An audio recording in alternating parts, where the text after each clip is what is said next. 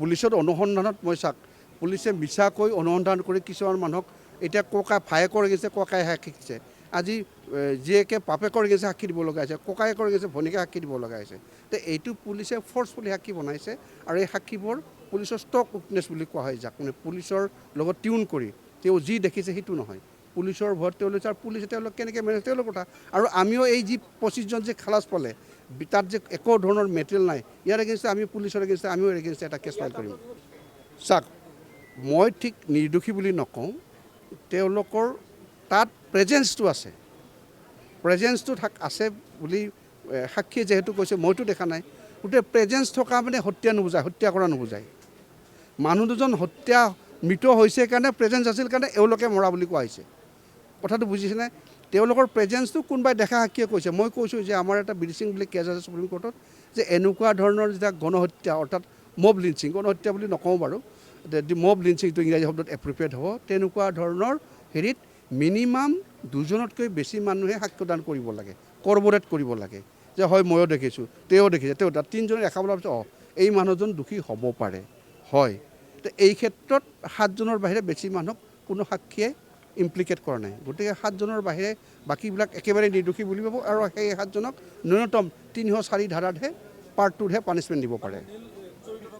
জড়িত নহয় তেওঁলোকে তেনেকৈ জড়িত নহয় মানে কিন্তু সাক্ষীয়ে কোৱা কাৰণে 7জনৰ নাম কোনো ৰকম আহিব পাৰে বাকীবোৰ আৰু এই 20জনৰ 13জন নিৰ্দোষী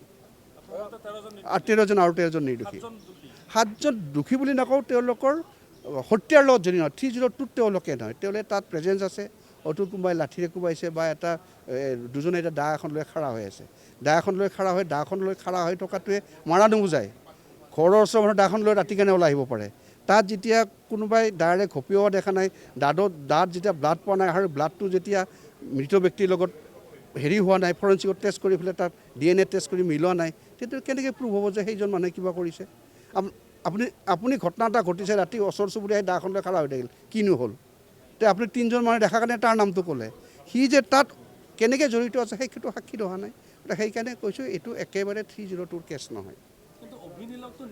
সেইটো মই অস্বীকাৰ কৰা নাই সেইটো নিশ্চয় যোনে কৰিছে তেওঁ উচিত শাস্তি পাওক ময়ো আজি কৈছোঁ কিন্তু নিৰ্দোষী যেন বাচি যায় আৰু এই মানুহৰ ভিতৰত বেলেগ এজনতো মানুহ হ'ব পাৰে যাক পুলিচে ধৰা নাই 45 মানুহৰ বাহিৰত বেলেগ এজনতো হ'ব পাৰে আমি ধৰি অনাৰ কাৰণে 45ক টাৰ্গেট কৰি আছোঁ যদি তেওঁলোকে আচল যিজনক অভিজিত নিয়োগ এই এনেকুৱা ধৰণৰ আখৰিকভাৱে হত্যা কৰাত জড়িত আছে তেওঁলোকক কিয় পুলিচে নোৱাৰিলে আচলতে গোটেই 7জনৰ প্ৰেজেন্সটো আছে তেওঁলোক মই কোৱা নাই মই এজ এ লয়াৰ মই সেইটো কোৱা নাই কিন্তু মই 7জনৰ সাক্ষীয়ে কৈছে যে এওঁলোকৰ পচিবিলিটি আছে কিন্তু মাৰাৰ কথাটো কোৱা নাই প্ৰেজেন্স মাৰাটো যে এইডাল লাঠিৰে মাৰিছে প্ৰুভ কৰিব পৰা নাই এইখন দাৰে পুৰা নাই কিন্তু মৃত মানুহৰ ইঞ্জুৰি হৈছে আৰু এওঁলোকৰ প্ৰেজেন্স আছে সেইটোহে প্ৰুভ হৈছে কিন্তু মৰাটো প্ৰুভ হোৱা নাই সেইকাৰণে 302 নহয় নাই মই কৈছোঁ যে তেওঁলোকৰ যি 302 কয় 302 দুটা পানিছমেণ্ট আছে এটা যাৱজ্জীৱন কাৰাদণ্ড এটা মৃত্যুদণ্ড মই কৈছোঁ মৃত্যুদণ্ড দিয়াৰ কোনো কেছৰ মেটেৰিয়েল নাই গতিকে 302ত যাৱজ্জীৱনে হ'ব লাগে আৰু যাৱজ্জীৱনে দিছে আৰু এইটো ল'ত লিখা আছে গতিকে 302ত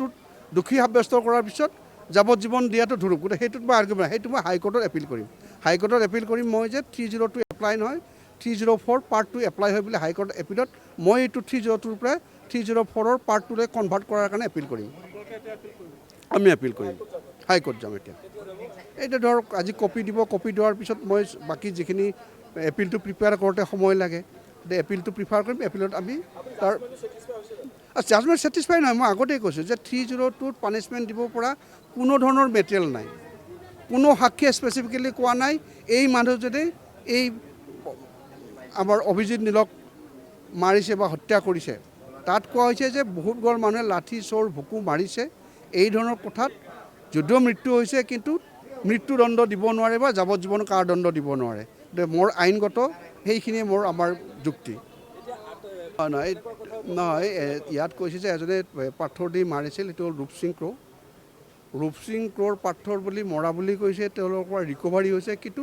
ৰিকভাৰীটো আইনগতভাৱে প্ৰুভ হোৱা নাই আৰু তাতে পাথৰটো যিটো ব্লাড থকা বুলি কৈছে সেই ব্লাডত ভিক্টিমৰ ব্লাড হয় মৃত ব্যক্তিৰ ব্লাড হয় না নহয় সেইটো তেওঁলোকে তাত মানে FSL টেষ্ট কৰা নাই নকৰাৰ লগে লগে পাথৰৰ লগত সেই ব্লাড পাথৰটো হয় নহয় বেলেগ কথা হয় যদি ব্লাডটো হয় না নহয় গতিকে যেতিয়া ফুল প্ৰুফ নাপায় তেতিয়ালৈকে 302 দিব নোৱাৰে মই সেইটোৱে কথাটো কৈছোঁ